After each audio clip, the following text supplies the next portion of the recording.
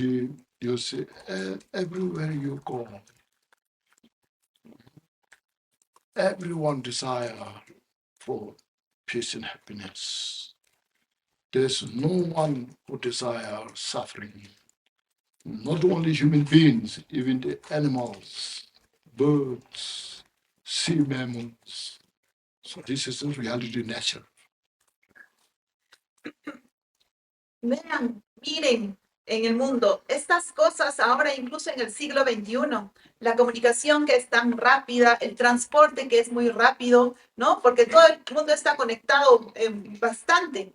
Teniendo ese entendimiento, esta es una oportunidad donde sea que vayas, ya que todos desean paz y felicidad. Nadie desea el sufrimiento. No solo estamos hablando de seres humanos, sino de animales, de aves, de seres que viven en los océanos. So having said that, just wishing, I wish I have all the peace, happiness. I wish all the suffering go away. So that kind of wishing, it doesn't happen. Because of that, then everyone is keeping busy how to create peace and happiness within oneself. And everyone is keeping busy how to free from all the undesirable, all the suffering, physical suffering and mental suffering. Entonces, habiendo dicho esto, solo desear no funciona. Yo deseo toda la paz y la felicidad. Yo deseo que se vaya todo el sufrimiento. Esto no va a ocurrir por sí solo, solo por desear, porque estamos todos muy ocupados. Queremos saber cómo crear paz y felicidad para uno mismo y cómo liberarnos de los indeseables, tanto físico como mental. So this is the, you see, as I mentioned, the reality, nature of everybody. Doesn't matter what kind of religion we believe, what kind of culture we have, and what kind of, say, individuals, the scientists, the rich people, the poor people, the old people, the young people, just you can name it. Everyone keeps busy in the politics, in the business, in the scientists, in the technologies. They are creating all the different things. How to create more peace and happiness. How to create such a condition to how to free from the suffering. That's the principal idea. Esto es, como mencioné, la naturaleza de la realidad de todos. No importa qué tipo de religión creamos, o qué tipo de cultura pertenezcamos, o qué tipo de individuos seamos científicos, seamos ricos, seamos pobres, mayores o jóvenes, nómbralo cualquiera, ¿no? Todos estamos ocupados, ya sea en la política, en el comercio, en la ciencia, en la tecnología, creando muchas diferentes cosas para pensar que esto nos va a dar paz y felicidad, pero cómo creamos las condiciones para liberarnos del sufrimiento, en eso estamos ocupados. But now look at here now, just look at the world. This all what we are looking for. So we want to achieve from outside. No, see, all from outside. Politically fixing society, business, how to make all the economic and the scientists, a lot of inventions, technology, using all those technologies, all focusing on the outside. So this outside object and inside object. This all focusing outside. Pero miren el mundo, todos queremos obtener las cosas exteriormente, lo que está afuera, todo de afuera. La política quiere arreglar la sociedad, ¿no? El comercio quiere arreglar la economía o la tecnología, que a través de las invenciones queremos arreglar, pero todo es externo y vemos que hay objetos externos, pero también hay objetos internos. To do these things, all education is very important. Because of the education is important, every country they're opening schools, colleges, universities, all the more educated people and have the greater mental power to kind of create technologies, like all this modern, this called AI and all robots, everything, going to moonland, and then Mars, all this because of the education, it makes it possible to do those things. Without education, we cannot do those things. Y para ello, para conseguir todo eso, la educación es importante, ¿no? Ya que por eso los gobiernos están abriendo escuelas, universidades, porque quieren que la gente esté cada vez más educada y la gente educada tiene más poder, ¿no? Quieren para crear tecnologías como la inteligencia artificial, el IA, los robots, o que para irse a la luna, para Marte, ¿no? Toda la educación hace posible eso. Sin la educación eso sería imposible.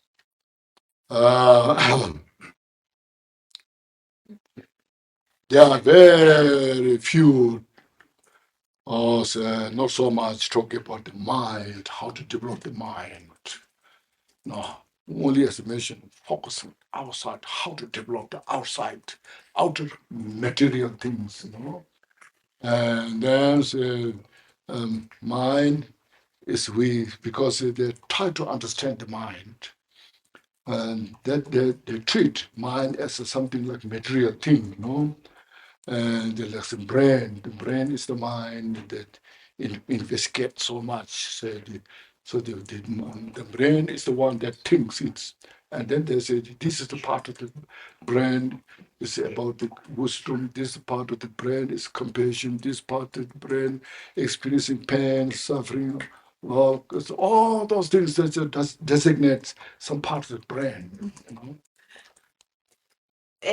Pero sin embargo, hay pocos que hablan de la mente. Como decimos, ¿no? El desarrollo se enfoca siempre hacia afuera, a las cosas materiales, pero la mente, tratar de entenderla, incluso la tratan de entender como algo material, ¿no? E investigan mucho lo que es el cerebro piensa y esta parte del cerebro es la que está relacionada con la sabiduría y esta otra parte con la compasión y esta otra experimenta sufrimiento y amor y así están como designando cada parte del cerebro lo que hace, ¿no? But now you see, mind is the one that who does everything. So the mind, all the politics, the politicians, all this, they're talking about everything, how to rule the country, places, all this, or how to play the politics in the society. It's the mind. It's a play of the mind. Likewise, all the business people, big companies, they're making so big companies, all these things. All the capitalism, all this is also the mind's play. And all the scientists, inventing all the science, everything, and technologies, because the science did all the technologies, you see, the AI, this is the big deal nowadays. All this is also created by the mind. So, and then all the religions also is created by the mind. We just think that somebody is out there doing something, but we created that, you know. And then if you don't believe, you are wrong. So it's the mind, mind is the one who created everything. It's a paradox. So the outer space is limitless. Haven't found yet the end of the space. The space is finished from here. Same thing, the inner space. The mind is the inner space. It's as limitless as the mind is as limitless as the outer space. Okay, inner space outer space. That's where they give wow the example. It's like the space. It's like the space, infinite like a space, pure like a space. If you receive high those teachings, Mahamudra.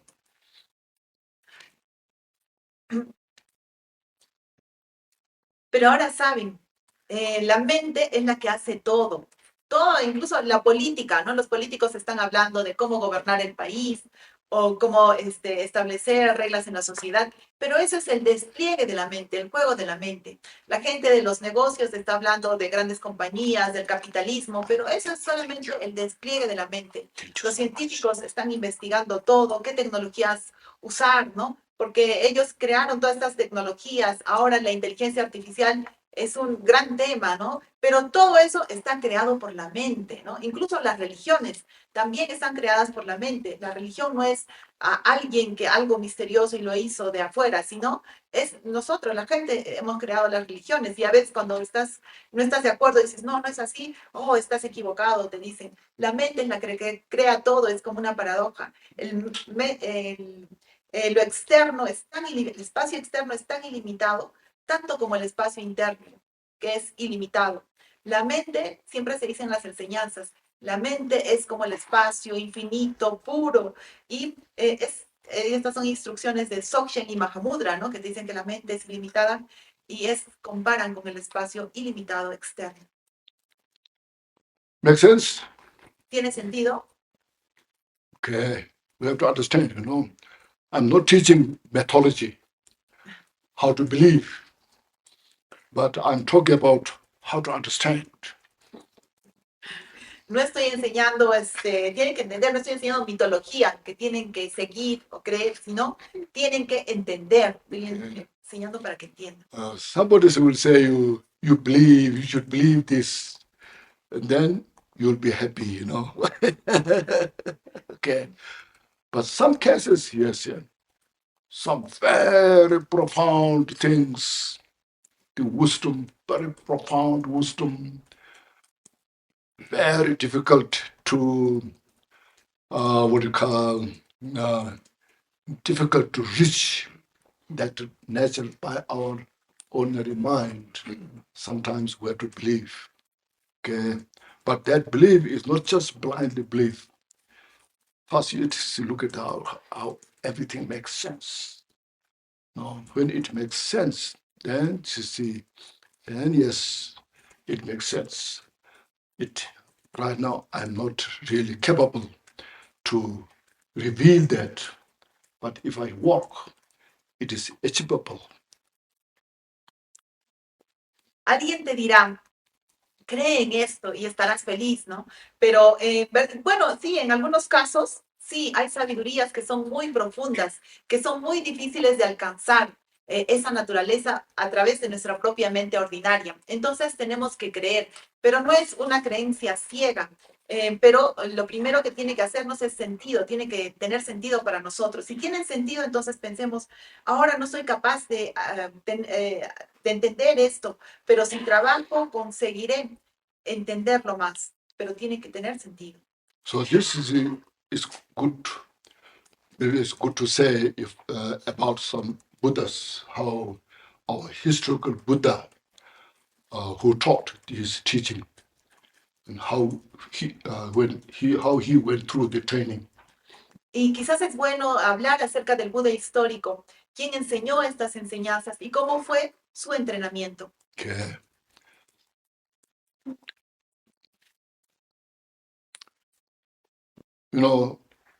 Buddha was first. He was not called Buddha. He was called Siddhartha. Is his birth name. And his father was a very successful man, a king of small kingdom, and very powerful man. And the Siddhartha was the only son that he has. So his father, his name is called Shuddhodana, has a high expectation to his son. I will make him really a great person in the country. to rule the whole country, make a powerful person. So because of that, he need to be educated so much. So he sent to school all the education that exists at that time. And not only that, and he also sent to the different religious teachers, gurus. You go to there, and or sometimes you invite here in the kingdom, and he got all the opportunity to study all this. Buda, primero, no era llamado Buda, sino era llamado Siddhartha, que era su nombre de pila, ¿no? Y su padre era un rey muy exitoso de un pequeño reino, era muy poderoso. Siddhartha era su único hijo. Su padre, Shuddhodana, tenía mucha expectativa acerca de su hijo. Decía, lo voy a hacer tan grande a este mi hijo para que gobierne el país. Y por eso lo educó mucho. A veces lo enviaba a estudiar en otras religiones y gurus, o a veces invitaba a esos gurus a su país. Entonces, quería que sea muy bien educado. Okay. So then, so when he was growing in the kingdom, the father provided all the things that why he needed. He needs, no, beautiful house and arrange a beautiful wife, and all that what he needs. The father provided him. So the father wants to make him very pleasant stay in the kingdom. Entonces, cuando estaba creciendo en el reino, el padre le proveía todo lo que necesitaba. Le dio una hermosa casa, se casó, hizo un arreglo para que esté con una hermosa esposa. Entonces, todo lo que necesitaba le proveía para que su estadía en el reino a su hijo sea placentera. But Siddhartha was not indulged what his father provided. He knows he will have a big responsibility in the country. So he was looking around the country or watching the people of the country. There are some people are very rich, you know, has everything what they need. But some people are so poor, very poor, even just live one day at a time, one day at a time, you know. And some are very young, handsome, youthful. Some are very old, ugly. Some are sick. Some are highly educated. Some have no any educations. So he aware of all those things. You know? And then he knows that everyone desire for peace and happiness and desire to free from suffering. Everyone, that is just natural, what you call indebted, you know, just there. So he was thinking about now, looking to himself. Right now, I'm a young, you know, very talented, physically, mentally, you know. I have everything what I need. But when I get old, like this person, looking at the old man, cannot walk, you know. So his walk is woeful, ready to fall down. So you was thinking, if I become like this person, how I can handle. See, my being in that such a wonderful palace doesn't answer to this kind of problem, suffering. And then when that person dies, have to leave everything behind. So when I die, how I should handle that?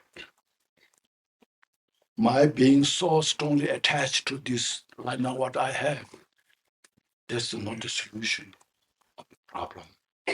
Just not, no. So he was thinking very seriously for himself and for the people in the country. As I mentioned, right now I can order anybody say do this for me, and everyone is ready to help him. But at the time of death, when I got getting old, what they can do for me, what I can do to them, what ability I have to help them, what they have ability to help me. So he was very conscious about this, investigating thoroughly. So this when he was 29, he totally decided this is not the solution. No, not the solution of the problem. Now he received a lot of teachings how to be ascetic life, not eating food, no wearing clothes, no shelters. So he said he received some of those teachings from other gurus. He went, he just left the kingdom. And his father was so disappointed. He said, I didn't expect you to do this. And why you are doing this. You're leaving everything behind, including me. Why, dear king, dear king, you do? He said, Father, I'm doing something special, for good for you, for me myself as well. So then he left the kingdom, and for 6 years, many of you may know, without food, without shelter, without clothes. Sometimes you see a skeleton Buddha, who was tried that way. And meditation, very high meditative state, samadhi, very high. He felt this is pervasive, samadhi, which captures the nature of the space. Sometimes he felt maybe I'm enlightened now, but still, when he talked carefully, not still enlightened. It's been such profound samadhi is not also solution to free from suffering. And then he denounced that. He left that. No. There are some people said, oh, he lost. There are some people that looking at him, no. Now he lost his now ascetic life so bad he was not good. Then in his mind, you see, you just eat what you need your body enough and appreciate that. It's middle path. Too much is not helpful. Distraction. Too little is difficult to sustain your body. So you need such kind of state. It's called middle path. You just appreciate what you have. If you have enough food, you appreciate, you rejoice, you content with that. And that's the best wealth. So Buddha is the Siddhartha thought this is the best wealth. That makes your mind easy, relaxed. You see, still he was not enlightened. Still, I haven't got really total, absolute answer to free from all the suffering. Then he said, this is the mind that I have. Still, I don't know. I know a lot of things outside, all these different things, but still the mind that I have within me, I don't know. That I have to capture. That I have to reveal. Then see what happens. Because you got a sense, the mind is the one that gives you such peace, comfort. But how to get that? So then he determined, he proceeded to Bodh Gaya, and sat under the Bodhi tree, sat on the seat of the grass. He got a bundle of grass and he sat on that. Then he said himself, until I reveal my total nature of the mind, I will sit here. Even my whole body goes into pieces. No, this I determined. This is not just only for myself, but to help the social beings. I see in the world they're so suffering, and they're working so much as now there are people working. No, so this I need such great wisdom to answer all this problem. No, so he totally, with such a great determination, courage. No, so he went there and he meditated.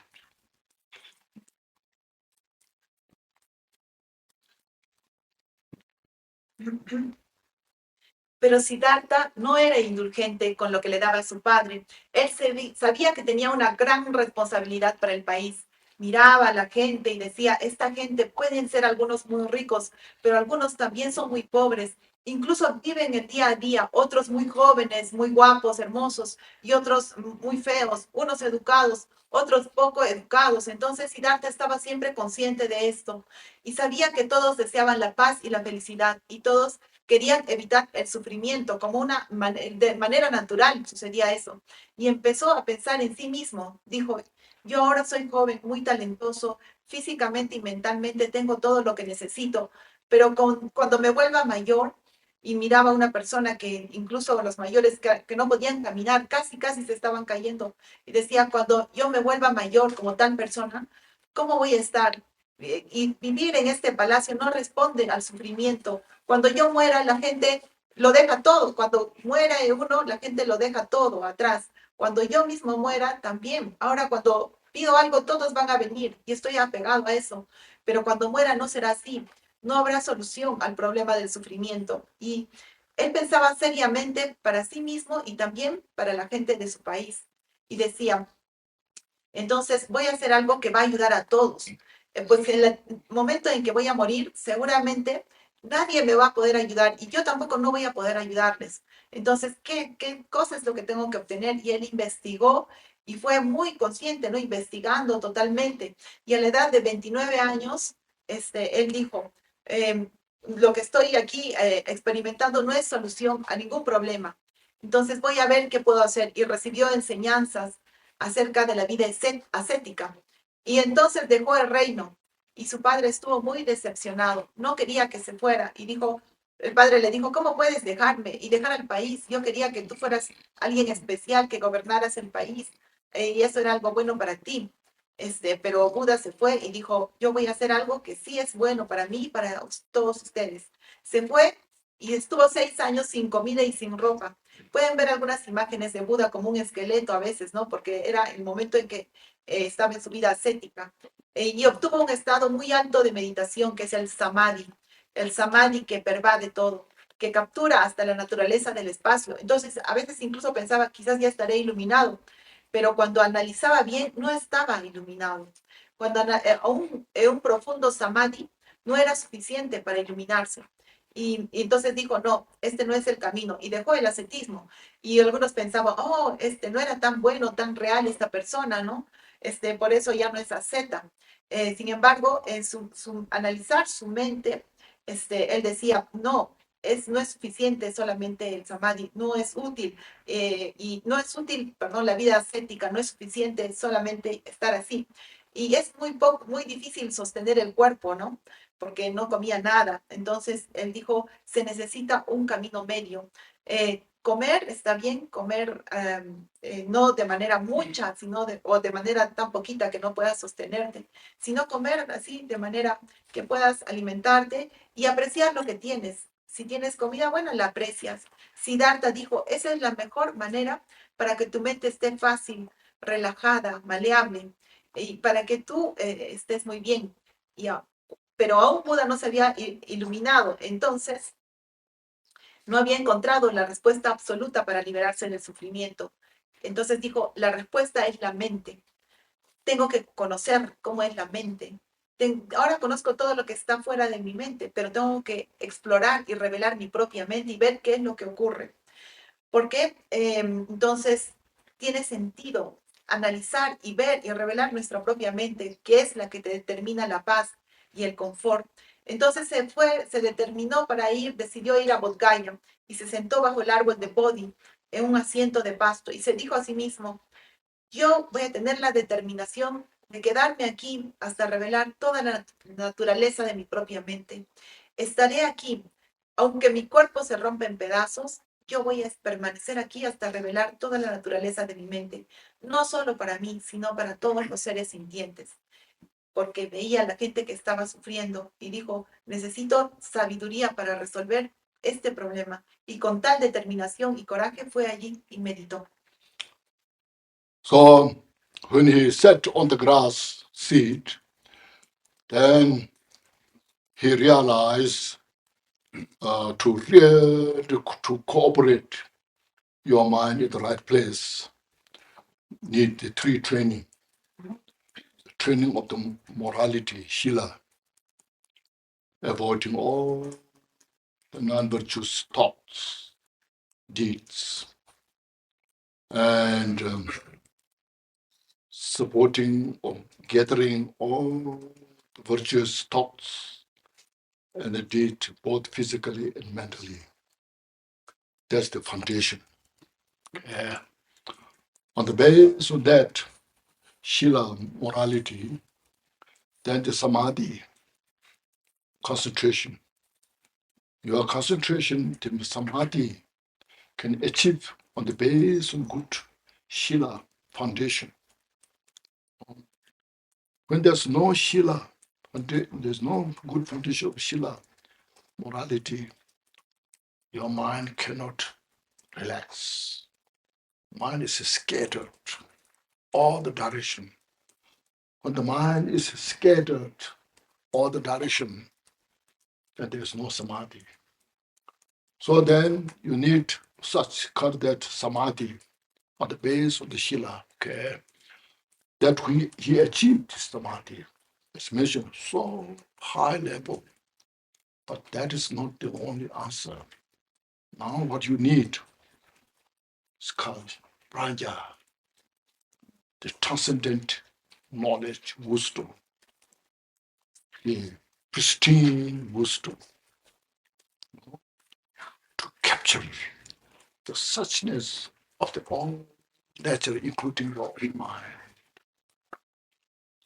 So having he understood these three trainings, called three training, and with that cooperation, then he meditated based on his last Sunday or Saturday, was a little bit talked about the four immeasurables, He meditated on the skull, non-referential loving kindness. The loving kindness that pervades every direction, non-referential. Because of that loving kindness power, then he magnetized all the different evil entities to disturb the Siddhartha's meditation. But because of he has such strong samadhi, none of those individuals could disturb his meditation. They throw weapons, mountains, everything, all transform into flower, you know. So they become powerless. That's how you see. Then everyone, those who are around, surrounded, all those called maras, demons, everyone is now to that power, magnetizing power. All are just subtle. Though with that kind of this powerful meditative state, samadhi, and his wisdom, the inner mind, looked directly what is there now, that which I have not seen before. So he then thoroughly, successfully, he penetrated his entire mind. And then all obscurations which surrounds our mind, that they are nothing but their nature is emptiness. They are not exist anywhere. And through that, then he was enlightened through this three training. Okay. So then at that moment when he on the base on this two, Shila, Samadhi, and then the kindled, the praja, the wisdom, the transcendent wisdom, special insight, it's called. And then, as I mentioned, everything become obvious. Nothing is hidden. So this is the one down. Say, I got the solution. I got the answer. Then there he said, now say, I found unafflicted ambrosia, which is so profound. The mind is very profound. Because to reveal the profundity of the mind, you need these three training, which is so profound. And that's the total peace. It's called undefiled peace. Because our nature of the mind itself is undefiled peace, but we have not revealed.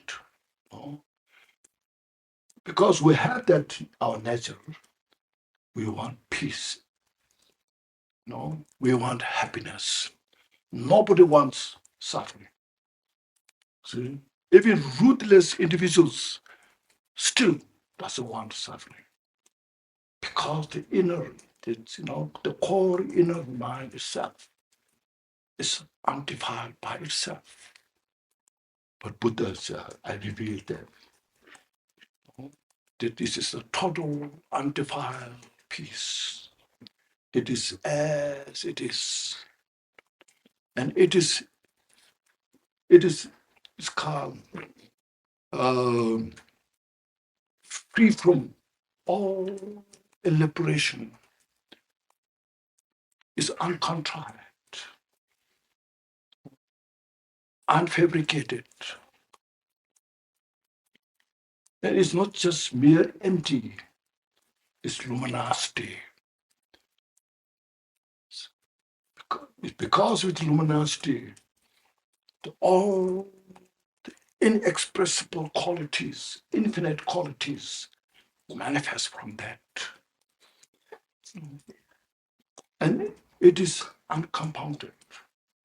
Whether you realize or not realize, the nature is just there.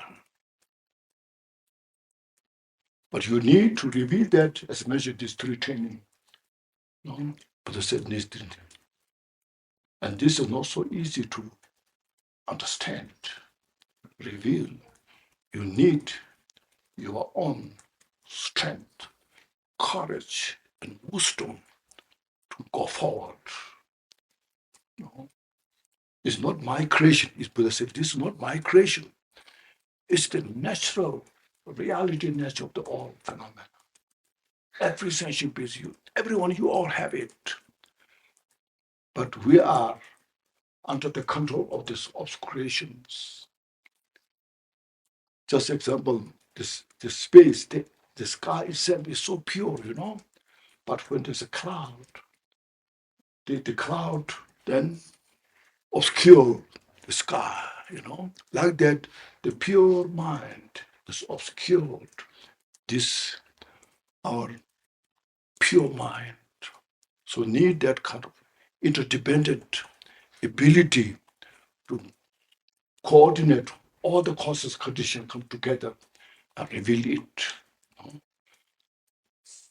So that's the total. So from there, then he said, I know everything. That means he's not saying arrogantly, but he was saying without any fear. So that nobody can come argue with him. Say, you don't know this. So I purify all my creations. And Buddha has no fear to say that, because there's nobody can come. You have not purified that.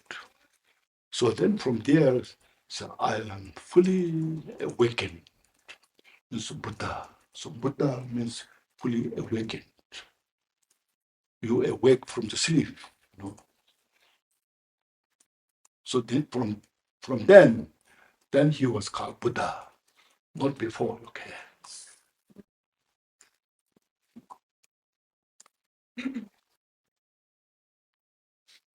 Entonces, cuando el Buda se sentó en su asiento de pasto, realizó que eran tres cosas muy necesarias para obtener la iluminación. Y esas tres cosas te daban el espacio correcto.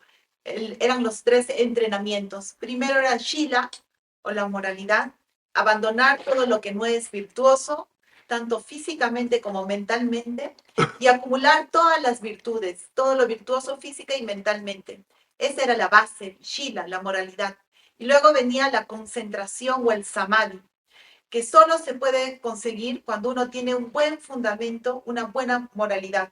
Si no, uno no estará relajado, sino muy difuso, ¿no? En todas las direcciones. No habrá buen samadhi si uno no tiene una buena moralidad. Entonces, para tal samadhi necesitas como base Shila. Y él Buda obtuvo, Siddhartha obtuvo samadhi, pero no era la única respuesta. Lo que necesitaba era el tercer entrenamiento, que era Pratya, la sabiduría prístina, capturar la esencia de su propia mente y de todas las cosas tal como eran. Entonces, con esos tres entrenamientos, meditó en base a esos tres y también en base a los cuatro inconmensurables. El fin de semana pasado ya hicimos con Dorje Lopon acerca de los cuatro inconmensurables. El amor bondadoso, la bondad amorosa no referencial, que pervade en todas las direcciones. A causa de esa bondad amorosa, que es el primer inconmensurable, pudo magnetizar a todas las entidades que perturbaban su meditación, la meditación de Siddhartha. Entonces, ya que tenía tal samadhi, su meditación no podía ser perturbado por nada. Incluso querían, las maras estaban con armas y querían distraerle, pero no tenían poder. Todos estos demonios, maras, no tenían poder, todos estaban bajo el poder magnético de la bondad amorosa y de su estado meditativo. Con ese estado meditativo, entonces, tuvo la sabiduría, pudo analizar y explorar su mente interna, pudo mirarla directamente y vio total, plenamente y exitosamente cómo era su mente. Todas las obscuraciones que le rodeaban, que rodeaban a la mente, vio que no eran otra cosa sino vacuidad. Y así pudo iluminarse con estos tres entrenamientos. Entonces, en base a Shila, al Samadhi, pudo tener el Pratya, que es la introspección especial, que todo se volvió obvio, entonces nada quedó escondido. Y dijo ahí, yo tengo la respuesta, ya tengo la solución, ya encontré la ambrosía sin aflicción. Y eso es tan profundo. Se trataba de la mente. La mente es tan profunda. Y para revelar esta profundidad de la mente, entonces vio que necesitamos los tres entrenamientos para obtener esta paz sin mancha, para obtener descubrir o revelar esta naturaleza. Pues nadie quiere sufrimiento, todos queremos paz. Aunque sea el ser humano más rudo, todos queremos paz. ¿Por qué? Porque esa es nuestra propia esencia, sin inmaculada. Entonces, esa paz que deseamos todos, esa es nuestra propia naturaleza, que está libre de toda elaboración, que es no compuesta, no fabricada. Es pura vacuidad. No solamente es meramente vacuidad, sino luminosidad. Y ya que es luminosidad, todas las cualidades infinitas se manifiestan en ella. No es compuesta. Ya sea que realices o no esta naturaleza, siempre está allí porque es tu propia naturaleza. Sin embargo, necesitas estos tres entrenamientos para realizarlo. Necesitas coraje, necesitas sabiduría para conseguirla.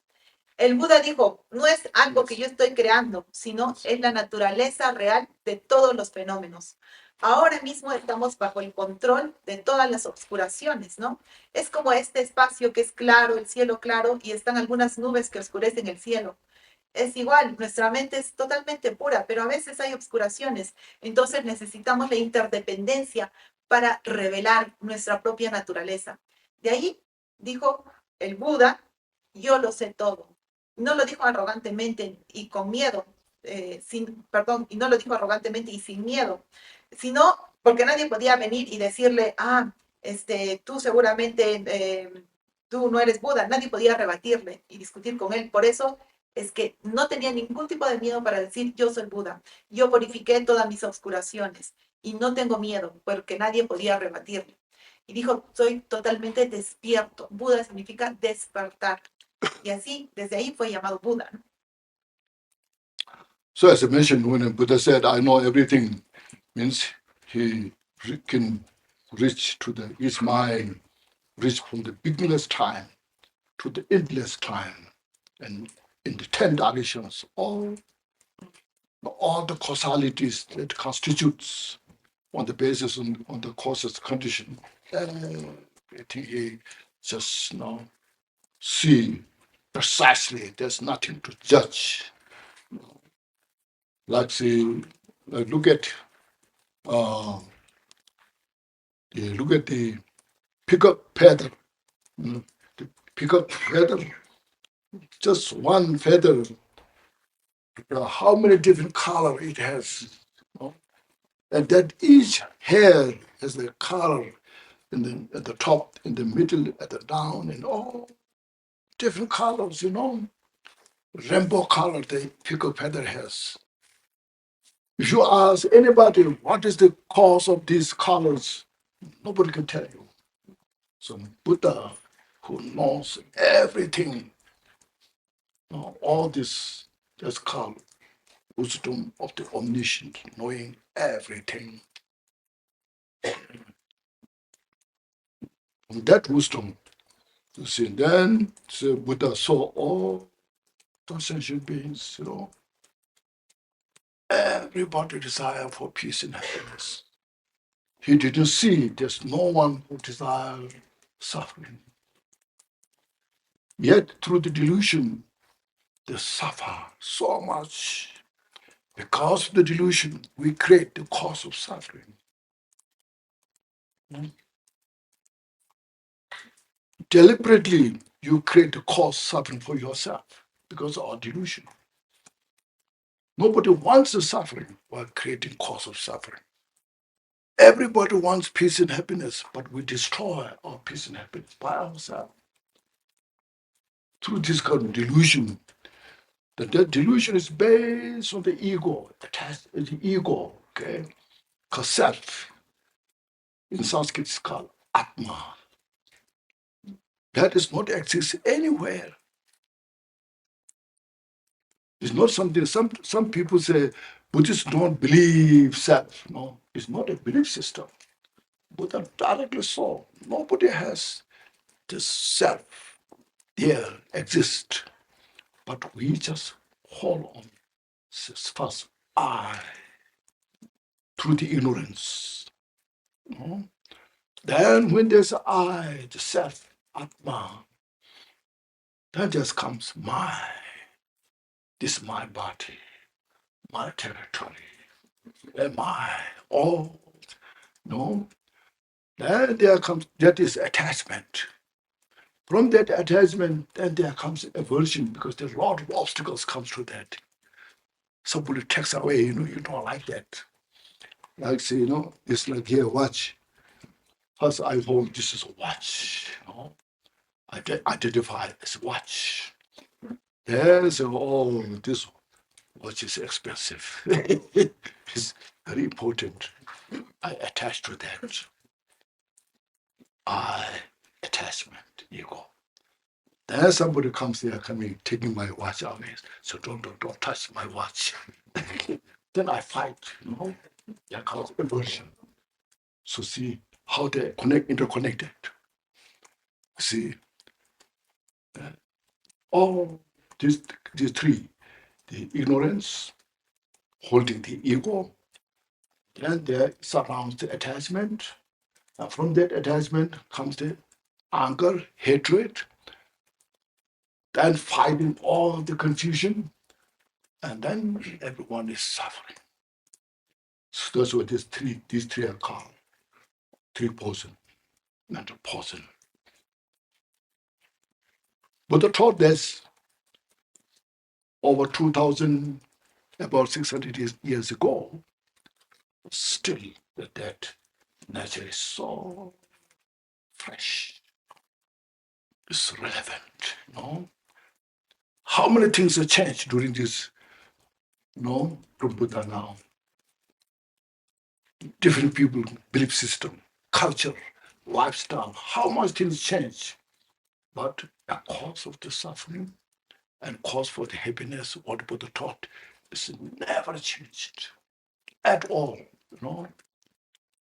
You see, look at that, you see. So Buddha, because of that, Buddha, through that wisdom, he saw that, and then his compassion to all the sentient beings just dominated. His whole being was dominated by his great compassion to every sentient beings, like a very kind mother. Her child is suffering. How she, look at her child, how she feels when her child is so sick. So a lot of pain there.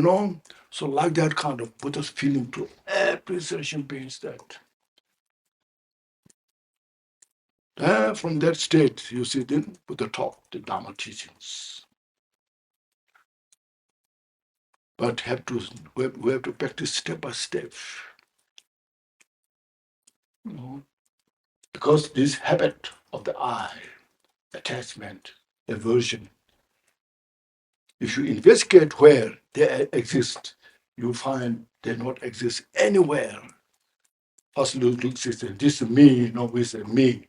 Where's me? It's your chest is me, your head is me, this right hand, left hand is me. None of those me. You cannot find it. But still,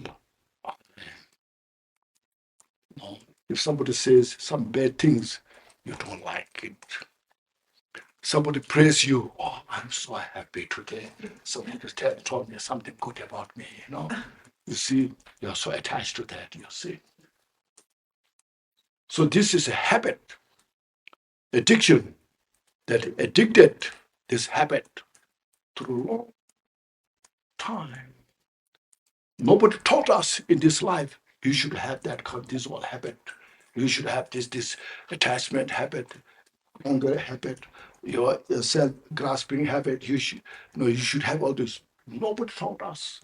We haven't been to the college, university to get that, but it's within us because it's the habit of through many lifetimes we suffer in the samsara. Not only me or you, everybody in the samsara, sentient beings, you see. So this, you see, transcends all the differences in the human realm. Every human beings in the world, we are all one nature.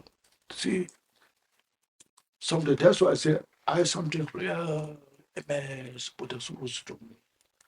Buddha taught that in a small part of India for 45 years, these teachings. Now it's 21st century. The teaching is so relevant, so precious. And this is needed by everybody, not just only for Buddhists. That's why when we say prayers, all mother sentient beings say. We don't say all Buddhists, we don't say that,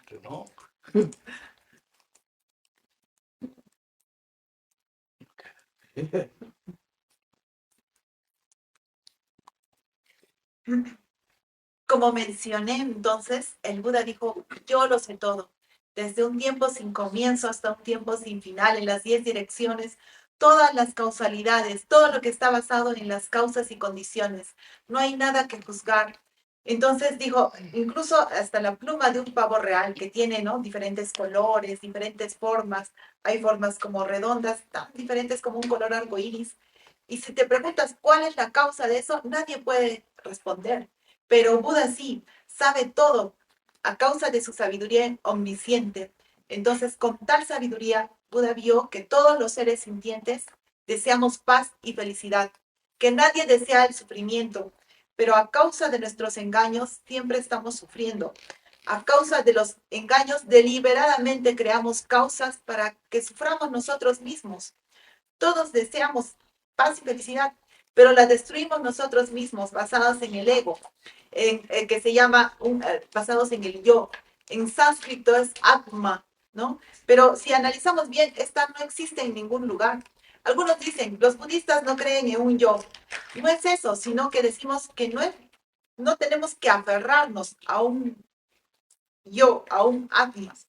Y es que siempre estamos aferrándonos a que yo, a mi cuerpo, y este es mi territorio, y ahí creamos apego. Y ahí surge también la aversión, porque cuando hay obstáculos a esa, lo que consideras tuyo, tu cuerpo, tu territorio, entonces tenemos aversión. Alguien te quita algo, entonces, ay, no. Por ejemplo, miren el reloj. Primero identifico, este es un reloj. Esto es muy caro, es importante, por lo tanto me apego, niego, ¿no? Ese es mío. Y alguien se lleva tu reloj y dices, no toques mi reloj y peleas, ahí surge la aversión. Y como todo está interconectado, entonces ahí están las tres ignorancias, ¿no? Primero el ego, el apego, y luego a lo que nos rodea. A causa de que tenemos ese ego, tenemos apego a lo que nos rodea. Y de ahí viene la aversión o el odio, la confusión. Y esos son los tres venenos mentales, ¿no? El apego, la aversión, la confusión o la ignorancia, tres venenos mentales. Entonces, Buda enseñó esto hace 2600 años, pero su naturaleza de sus enseñanzas es tan fresca y tan relevante hoy en día. ¿Cuántas cosas han cambiado ahora? ¿No? Hay diferentes personas, hay diferentes estilos de vida, diferentes culturas, pero las causas del sufrimiento y la felicidad no han cambiado para nada. Miren, Buda a través de su sabiduría vio esto y su compasión por todos los seres sintientes era tan grande porque veía que todos estaban dominados por estos venenos.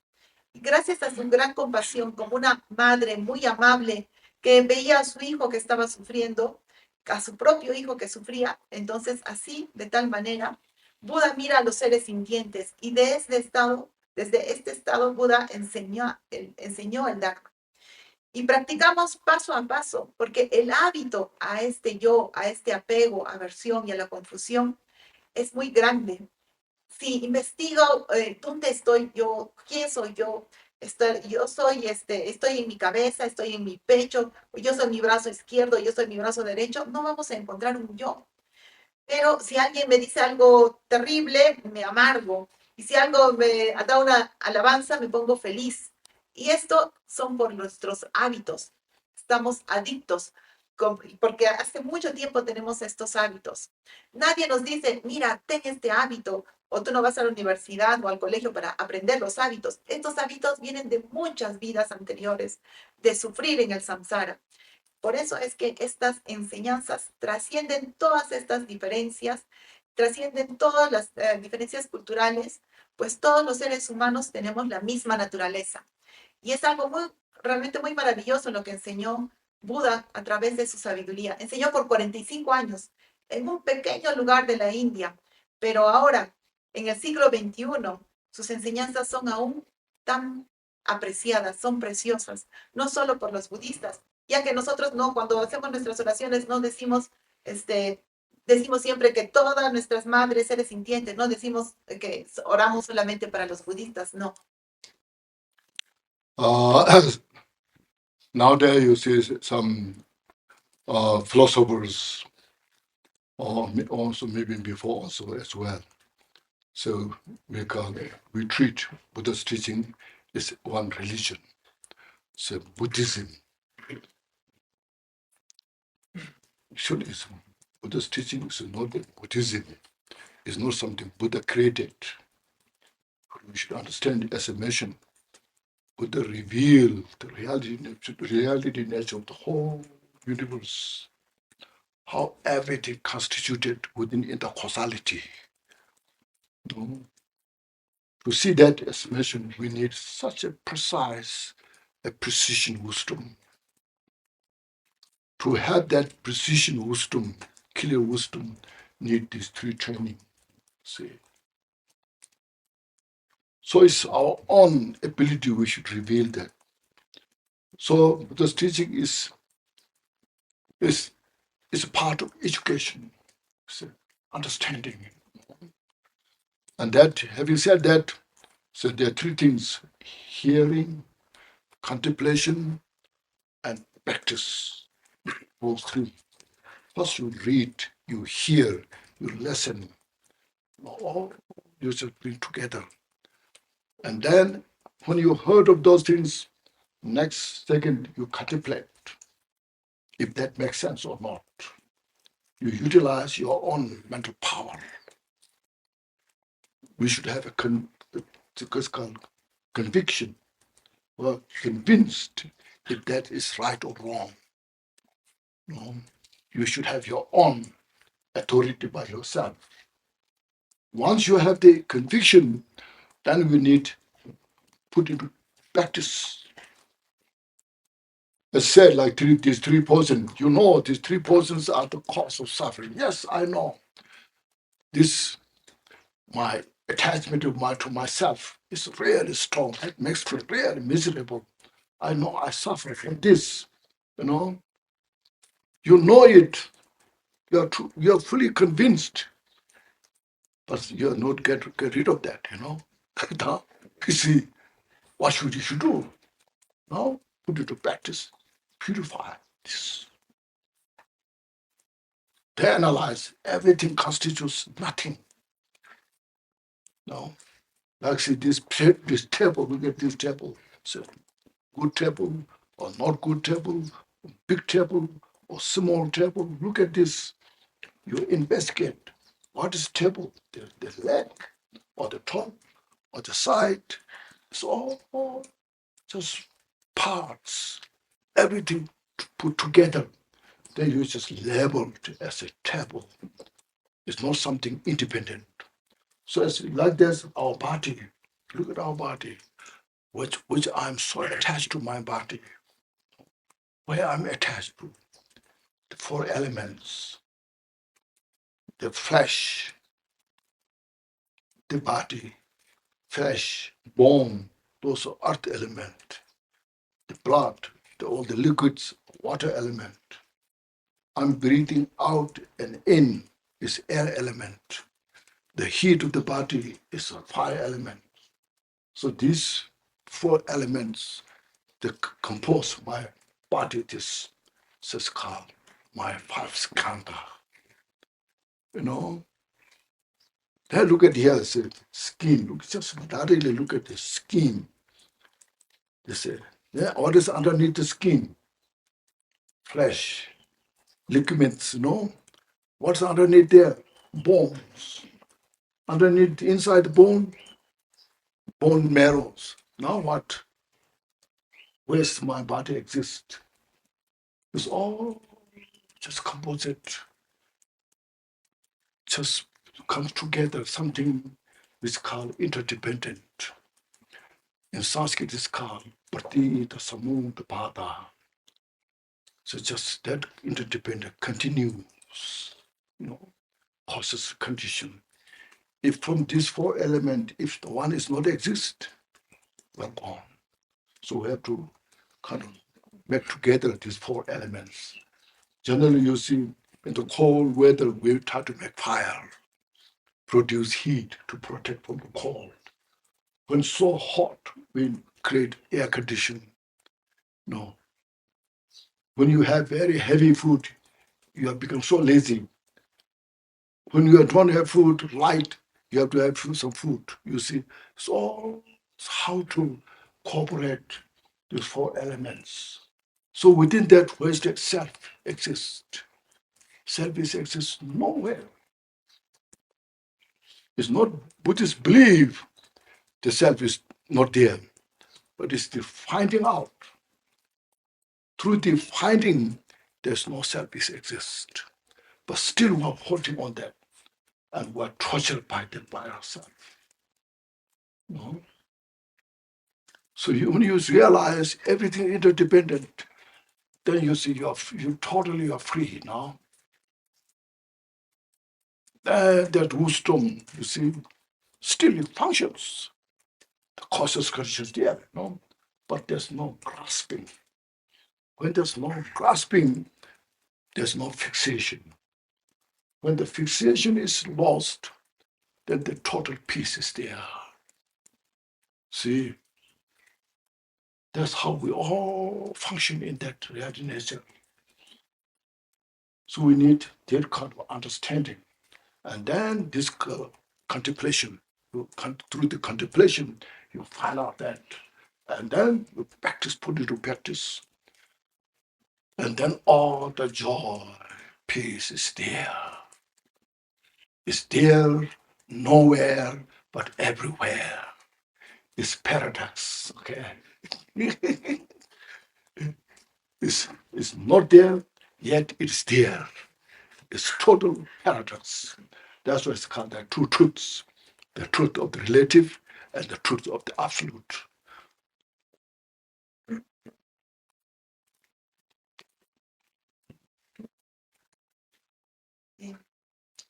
Entonces, hoy en día algunos filósofos tratan las enseñanzas del Buda como una religión, pero el budismo no es algo que el Buda creó, ¿no? Como que el Buda inventó, sino que Buda reveló la propia naturaleza de la realidad, la propia naturaleza de cómo es el universo, cómo es que se constituye dentro de la causalidad.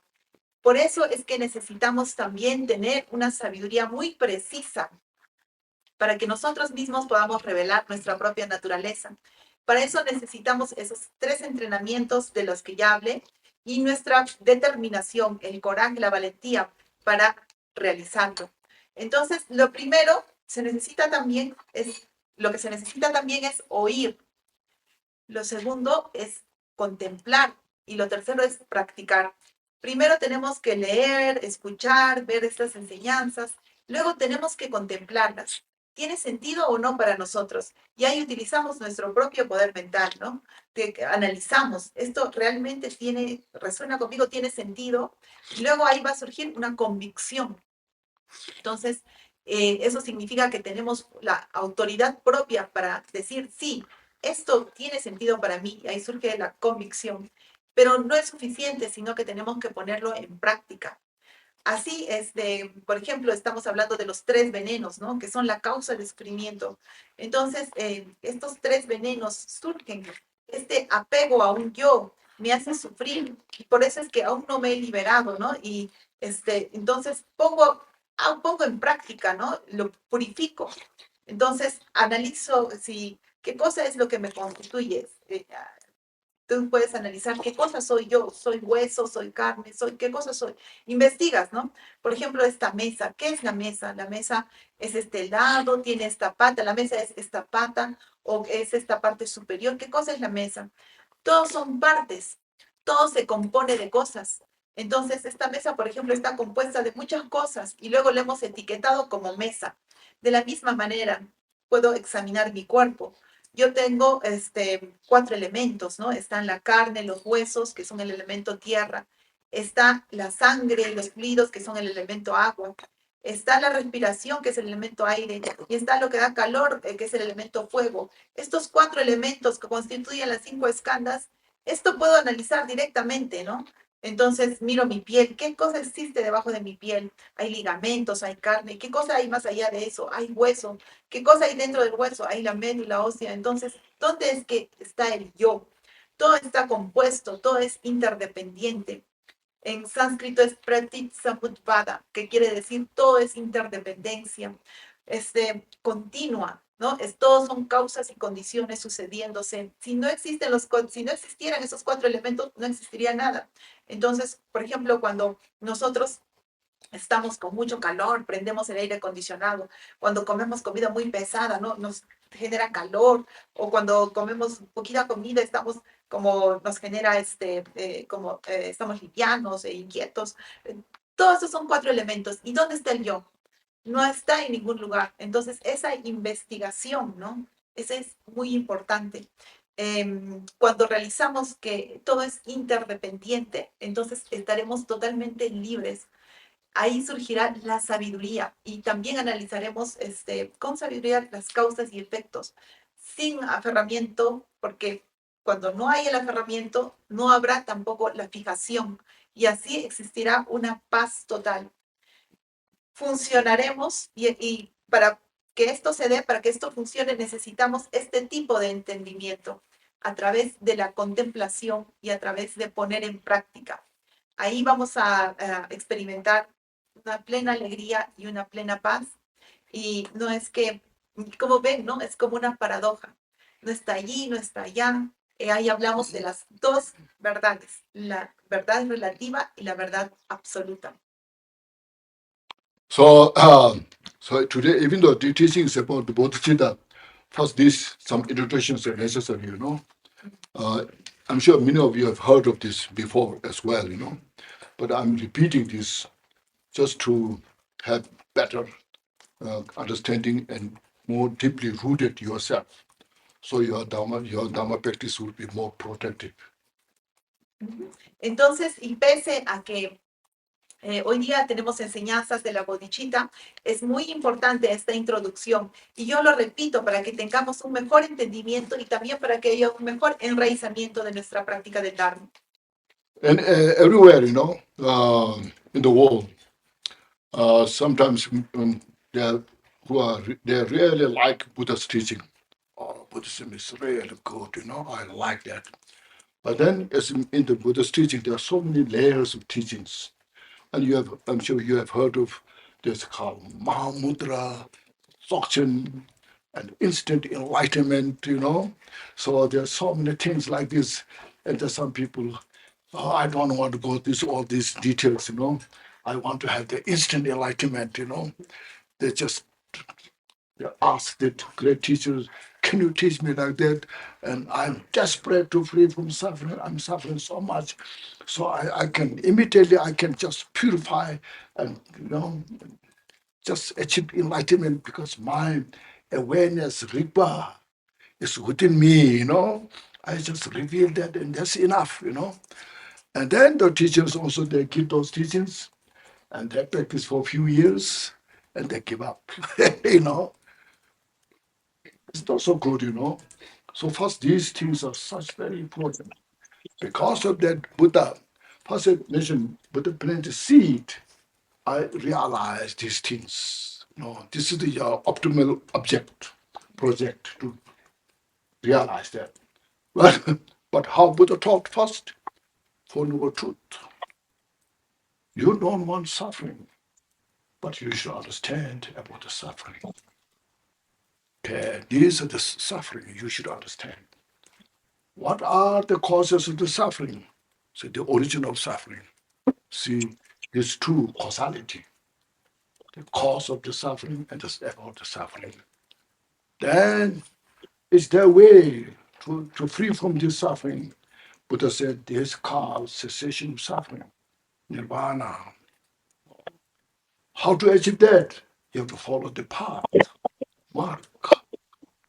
So these Four Noble Truths is taught. You see, suffering that we don't want. So what we don't want suffering is Buddha said it's not just the suffering that what you're feeling, it's the more deeper suffering. They call suffering of change, suffering of conditions. But you should understand that. Yes, we don't want obvious physical suffering, aging, pain, mentally pain. These are all obvious suffering. Nobody wants, even animals, birds, anybody, those who have consciousness, they don't want suffering. But Buddha said there's it's called suffering of change. What's that? Oh, the enjoyment in the samsara. It doesn't last long. They change into suffering. You should understand that. That's when you're so, for just example, when you're so hungry, I'm so hungry, I want to have something to eat, well, how should I get it? Either you cook at your home or you go to restaurant, and you order such a delicious meal, and because you're so hungry, every mouth you enjoy because you're so hungry, and that gives you such a great joy. It's not suffering. But that very food, you order one plate, and you order second plate, and then third plate, then that very food which you enjoyed become a cause of suffering. No, it's a cause of suffering of change. You should understand that all samsaric enjoyment in the world that exists, where everybody's craving, all this are called suffering of change. It's not saying it's a bad thing, but that's reality nature. Okay? Some people just say, oh, Buddhists are so negative, everything's bad, bad, bad, everything's impermanent. We should have something different, perspective, people say that. But it's not that. You should be realistic. You examine yourself. So that's called suffering of change. Look at that.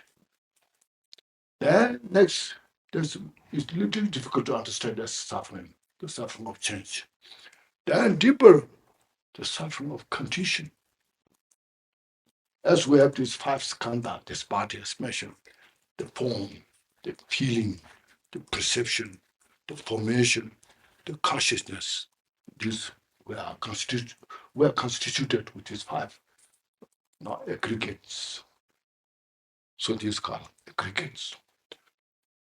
And then as we said, as mentioned, we are clinging to the ego. That's the where the condition of whether you become rich or whether you are young, we are under the condition of suffering. Understand about that. In other words, we are not free from suffering. If you achieve very high samadhi, since you don't have that wisdom as mentioned, praja, still we are under the condition of suffering. So if you understand these four types of suffering, that's what it means. Buddha said you should understand suffering. And then after that, what's the cause of those suffering? Then the Buddha talked about the origin of suffering, the nyomumba, so the mental klesha, klesha, Sanskrit is called klesha, it's mental affliction. Mental affliction rooted by the ignorance. We create karma, cause. From that cause, and we develop this body. And this five aggregate is all the foundation, the three different types of suffering. So now, how should we? So that's just brief about the suffering and the origin of suffering, the cause.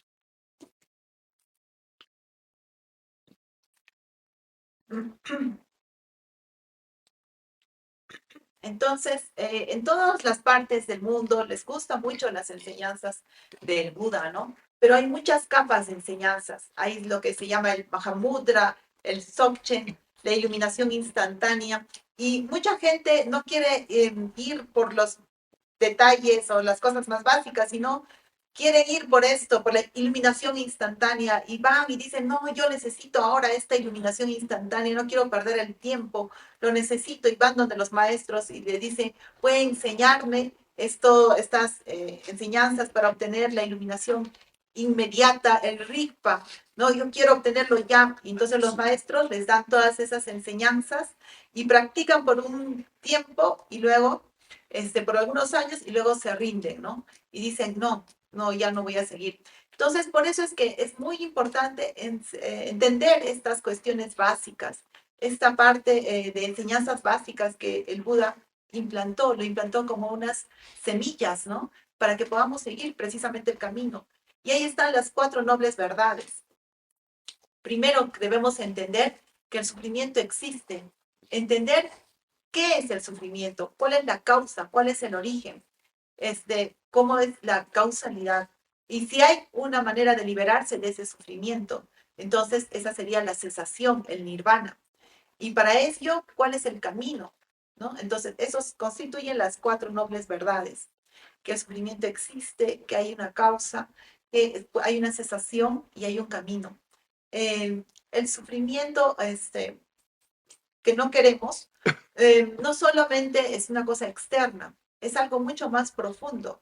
Y así hablamos del sufrimiento, el sufrimiento del cambio y el sufrimiento de lo condicionado. El sufrimiento es muy obvio. Se trata del sufrimiento físico, mental. Nadie quiere un sufrimiento físico, ¿no? Tampoco los animales, no solamente seres humanos, tampoco los animales, los insectos, ¿no? Eso es muy obvio, digamos. Nadie quiere experimentar un dolor. Y el sufrimiento del cambio es un poquito más profundo de analizar. Por ejemplo, todo lo que disfrutamos en samsara no dura mucho tiempo. Todo cambia. Y debemos entender esto. Por ejemplo, yo estoy muy hambriento y quiero comer algo, ¿no? Entonces consigo una comida y lo disfruto y cada bocado es algo muy, muy delicioso. Pero después de eso, esta felicidad, ya cuando tengo 2 platos, 3 platos de la misma comida, 4 platos de la misma comida, ya no es felicidad. Se vuelve en una causa del sufrimiento, ¿no? Ese es como el sufrimiento del cambio. Ahora, todos estamos aferrados, buscando cosas. No decimos que digamos, no estamos juzgando, esto es malo, esto es bueno, sino es la naturaleza de las cosas. Algunos dicen, eh, los budistas son tan pesimistas, ¿no? Pero sí, todo cambia, ¿no? Y esto genera sufrimiento. Y así es la naturaleza. Entonces, el sufrimiento de lo condicionado es que tenemos que analizar que hay los 5 agregados, ¿no? La forma, percepción, sentimiento, formaciones mentales y la conciencia. Eso constituyen los 5 agregados. Y estos constituyen, y eso es a lo que estamos apegados, ¿no? Al ego. Entonces, eso genera el sufrimiento de la condición. Seas rico o seas joven, siempre estamos bajo este sufrimiento condicionado. Entender esto, entender estos 3 tipos de sufrimiento es muy importante. ¿Cuál es la causa de ese sufrimiento? No mupa, dice, las kleshas, las aflicciones mentales, que están enraizadas debido a la ignorancia. Nosotros creamos causas, desarrollamos un cuerpo en base a los 5 agregados y ahí surgen los 3 tipos de sufrimiento. Eso es lo que da origen. Okay. How you like this talk? ¿Les gusta estas enseñanzas? Okay. Is there anybody disagree with me? ¿Alguien está en desacuerdo conmigo?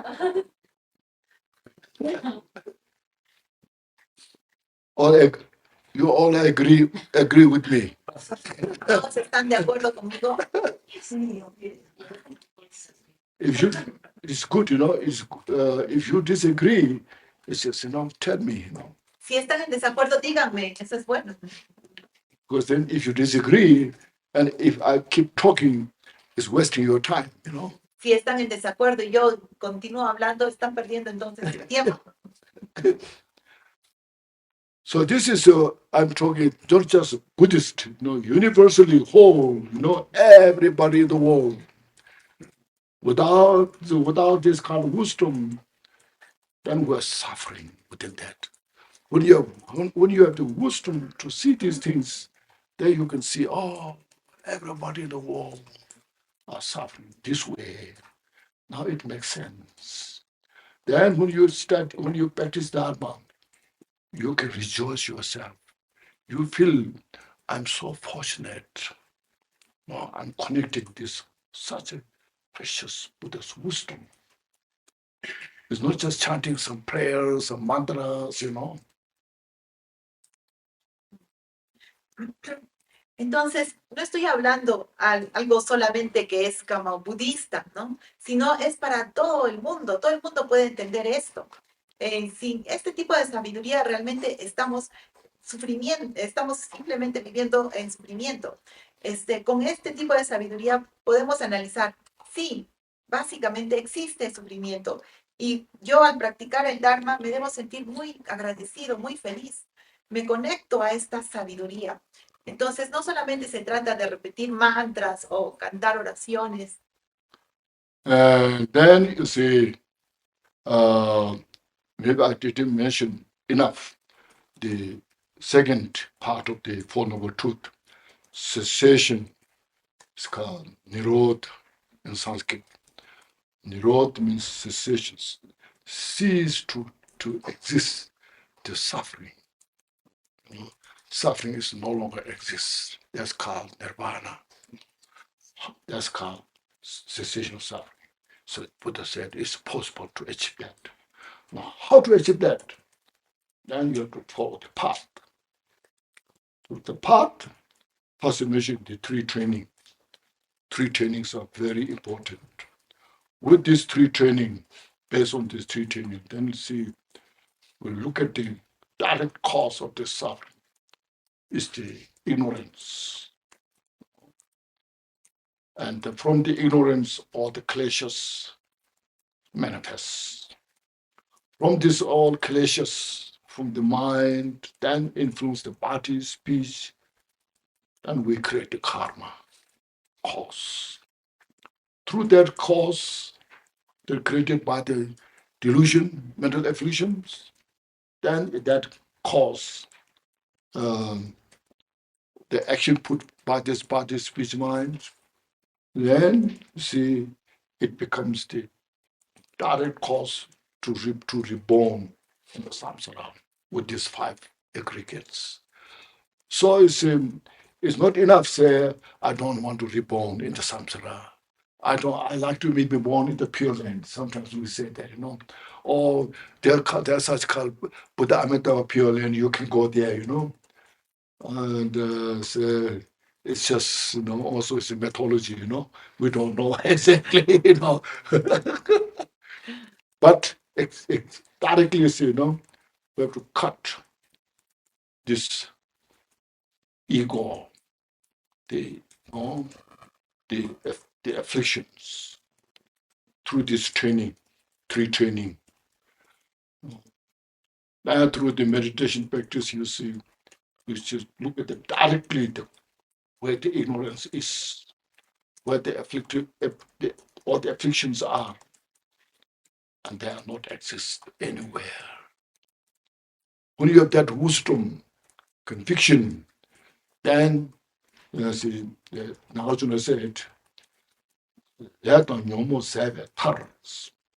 when you uh, when you see the exhaustion of the cause, the afflicted emotions, and the karma, when that is not exist, when that is exhausted through this three training, then one is liberated, free from suffering.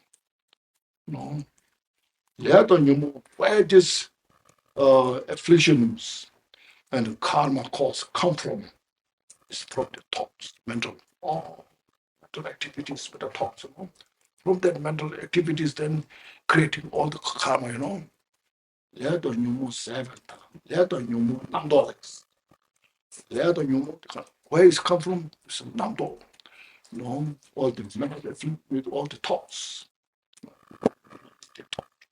It's got what is the thoughts? How you can comprehend their thoughts that are relatable? That's from the activities of the mind. That elaborated activities of the mind can cut by the free from all the elaboration. That means you should have this three training, When you have three training, and especially when you have this pranja on the base of such a great samadhi, meditative state, and when you look at directly, these thoughts don't exist nowhere, and meditate enough. And then you purify all. See, there's many way of explanation, but I thought this is a more effective way. See, then when you realize this, all are just manifestation of the emptiness.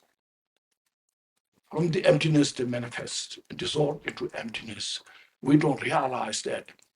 When you have this such a great direct wisdom, then you will just see that nature of emptiness. Emptiness here doesn't mean nothing. They are not exist independently. Okay. Then when you have that confirmation, and then when you're stabilized and meditate on that and just abide, that's called practice, following the practice. Habituate, get just get into that path. So meanwhile, you will have such great joy in the mind. In the absence of all these mental activities, dualistic mental activities, there's great joy, peace. See, that's called undefiled peace. We're looking peace, maybe in the mountain, there's nothing. So I've said it's a very peaceful place. It's just very temporary. This kind of peace you can have achieve anywhere you go. In the middle of the hundreds, thousands of people there, you will have such a total peace because your mind is not disturbed.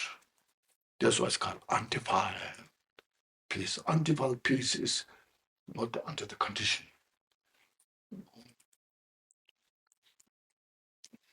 That's why those who we are interested in Dharma teachings, this is how we have to practice, follow the path.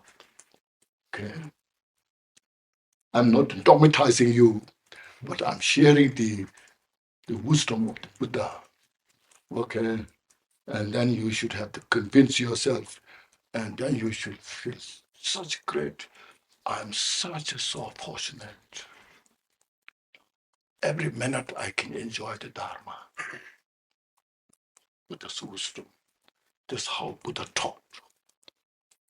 That's why we take refuge in Buddha, take refuge in the Dharma. In the samsara, we take refuge in the wrong place. That's why our suffering is unending. The relentless suffering, just unending, because we're taking the wrong refuge. We're taking the refuge in the wrong place.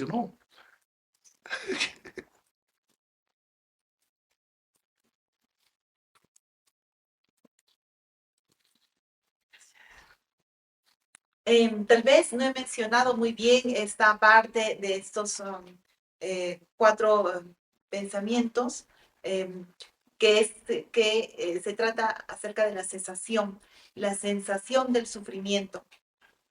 Cuando el sufrimiento ya no existe, uno obtiene el nirvana. Buda dijo, esto es posible, es posible de obtener, y eso se obtiene a través del camino. Y el camino es constituido por esos tres entrenamientos que son muy importantes.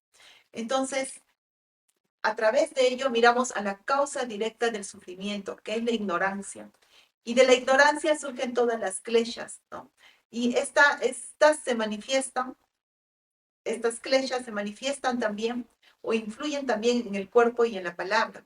Y así estamos creando las causas a través de los engaños mentales. Estamos creando las causas para hacer acciones de cuerpo, palabra y mente que sean la causa directa para renacer en el samsara con los agregados. Entonces, no es suficiente decir, yo no quiero nacer en el samsara, yo quiero ir a esa tierra pura de Amitabha, pero veamos, esto quizás es mitología, ¿no? No lo sabemos, pero sí lo que podemos hacer es cortar directamente el ego, cortar directamente las aflicciones a través de los 3 entrenamientos y a través de la práctica meditativa, mirar directamente dónde están esas aflicciones, si existen en algún lugar determinado.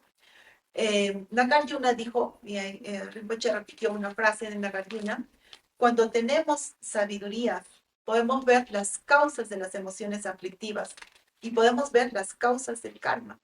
Y cuando analizamos todo eso, podemos obtener la liberación, podemos estar libres del sufrimiento.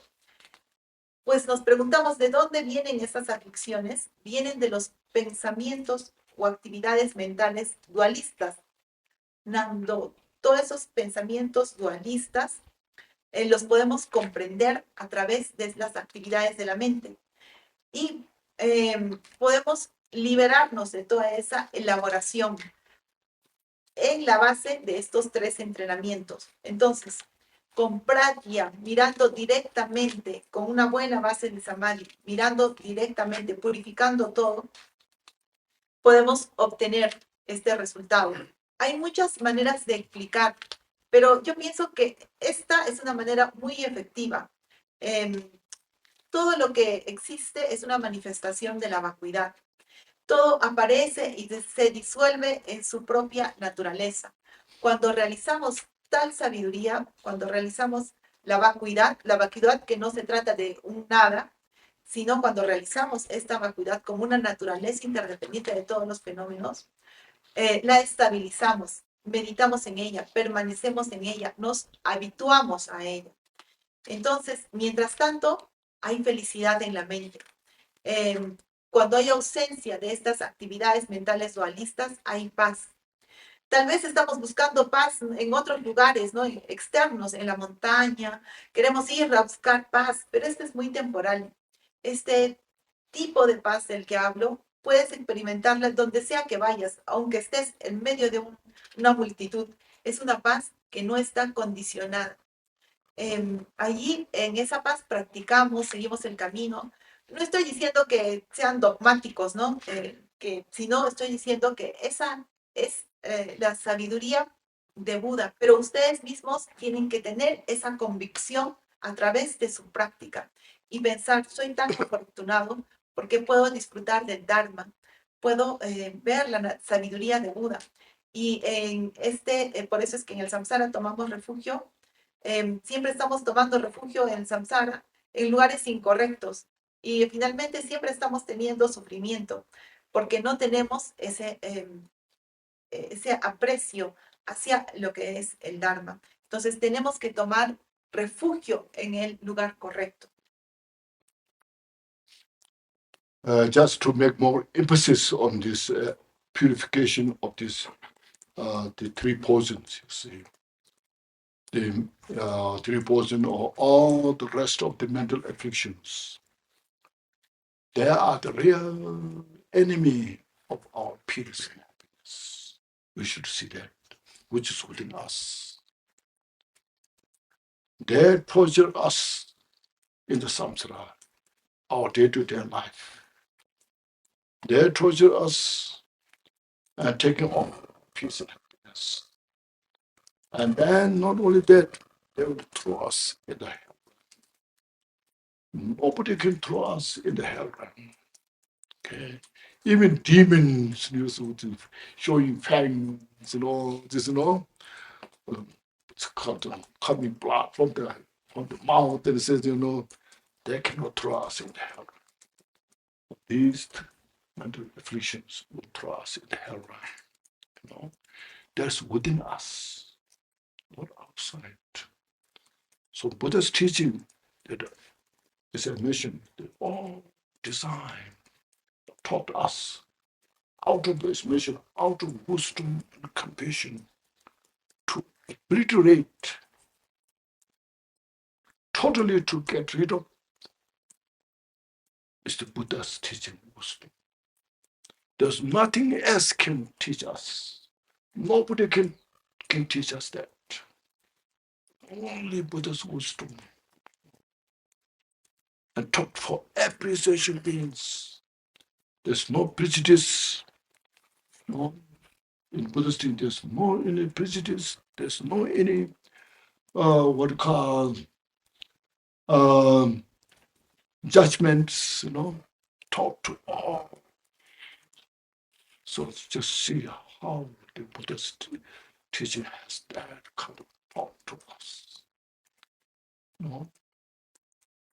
Still, there's just great scientists now in Khan who are so smart to bring in all this information, but really cannot teach us how to get rid of the root of this all cause of suffering. They are doing their best, investigating to just finding out there's something that. It's a good thing. I'm not saying they're bad. Okay? Good thing. But they talk the complete, to get rid of the total cause of the suffering.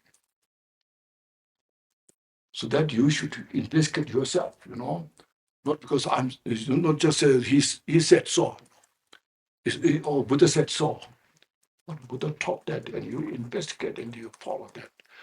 And then, as I mentioned, every minute you are practicing Dharma, you will enjoy. You feel grateful.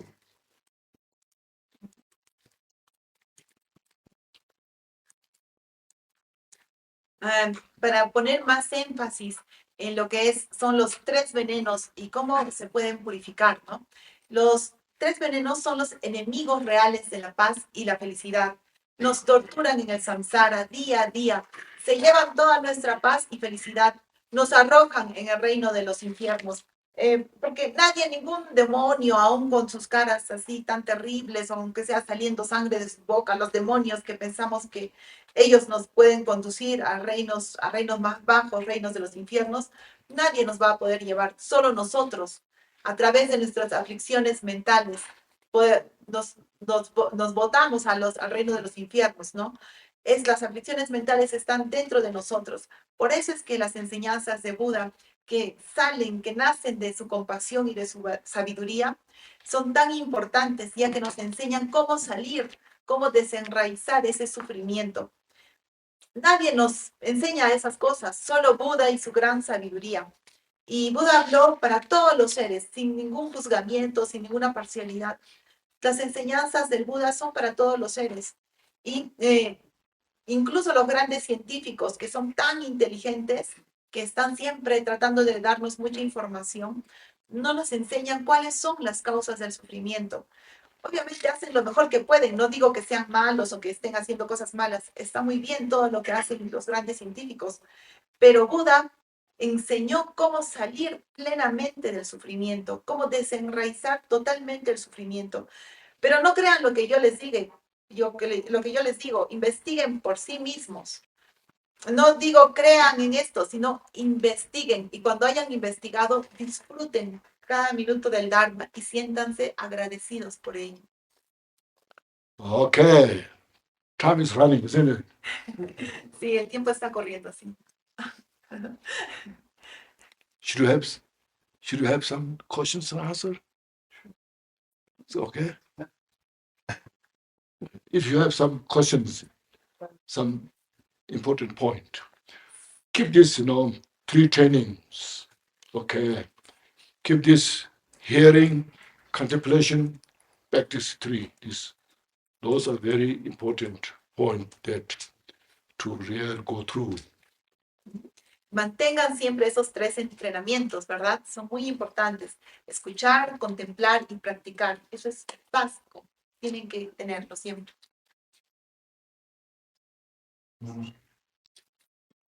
Yes.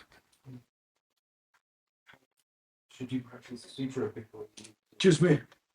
How long should you practice sutra before you move to? Mahamudra. Let's measure. Today I'm measuring, Go step by first you get the understanding of the suffering. Different types of suffering. Okay. Then you step by step, everything is interdependent. You should know that. Okay. And you say, oh, nothing exists independently. That is Mahamudra is more helpful. With the concrete, holding on, concrete, grasping, everything's real. And then you practice Mahamudra. Your Mahamudra is very artificial.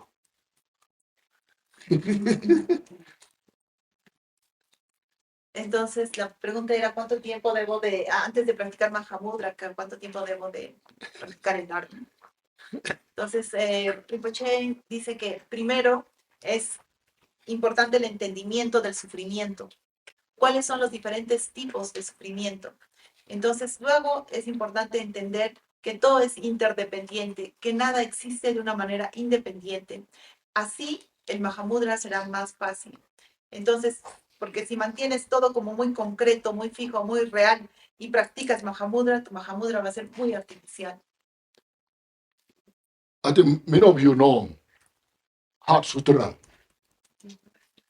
Most of you know Heart Sutra. Si ustedes conocen, o muchos de ustedes conocen el Sutra del Corazón, Form is emptiness, and emptiness is form.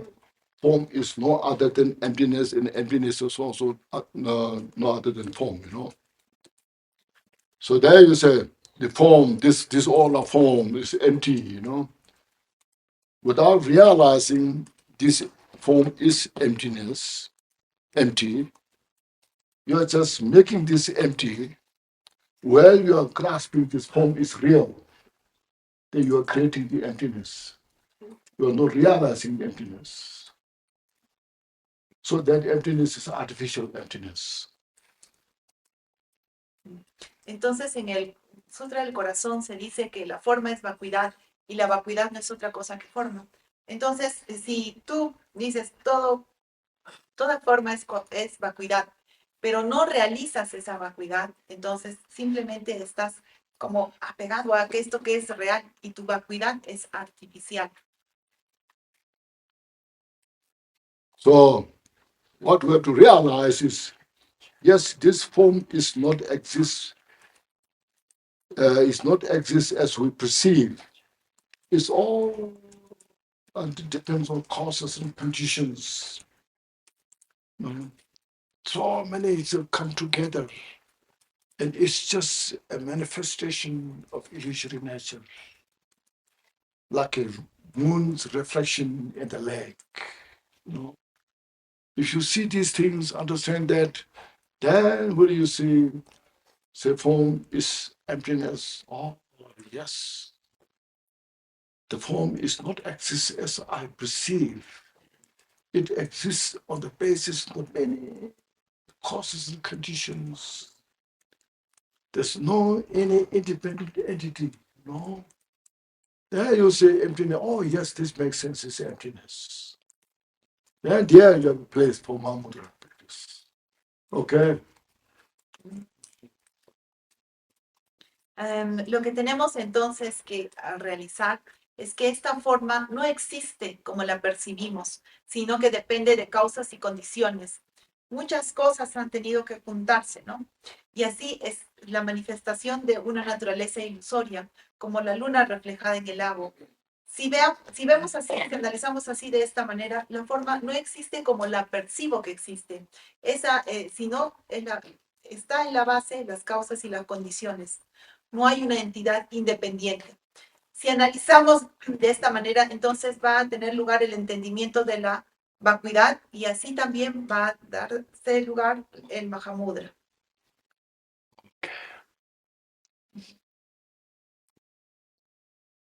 Shall we make a short break for lunch?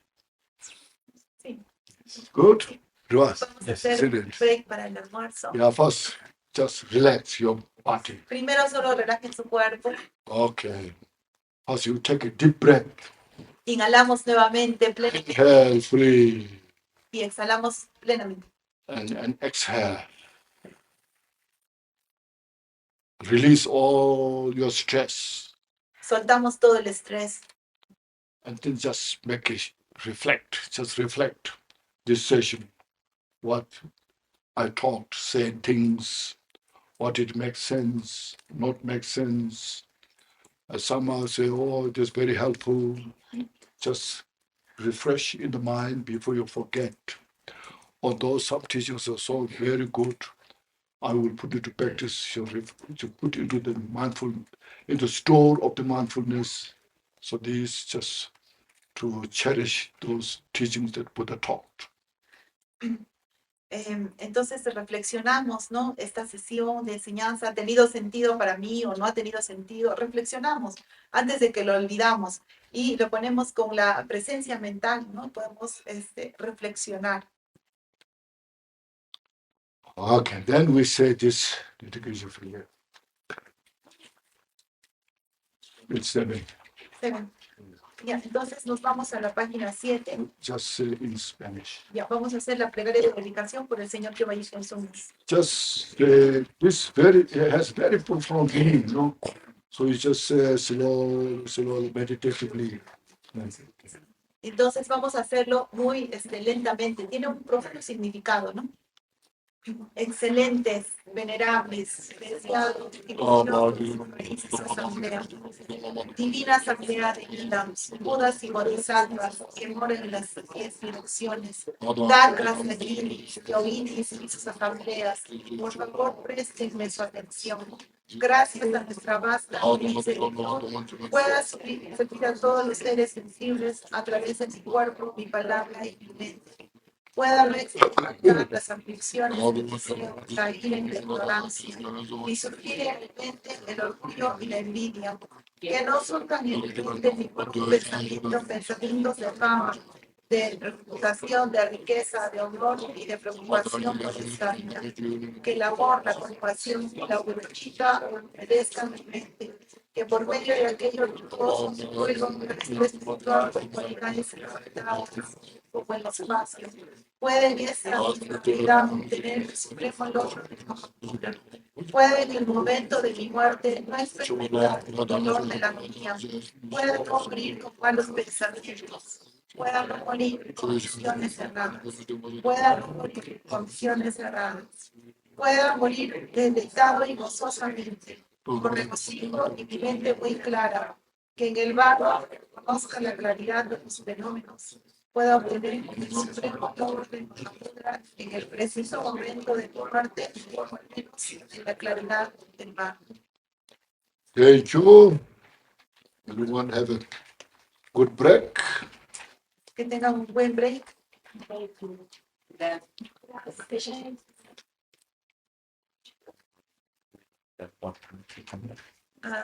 Tú, ¿no? A las 2.